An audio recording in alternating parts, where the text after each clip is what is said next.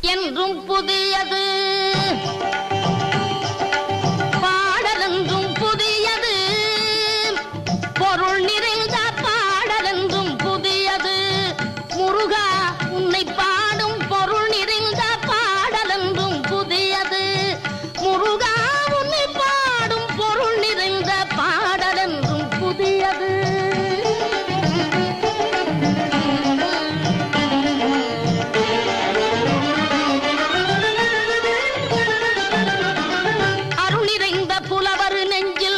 அமுதமென்னும் தமிழ் கொடுத்த பொருள் நிறைந்த பாடல் என்றும் புதியது.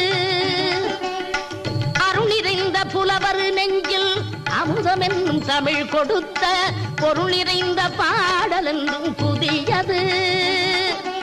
முருகன் என்ற பெயரில் வந்த அழகே என்றும் புதியது. முருகன் என்ற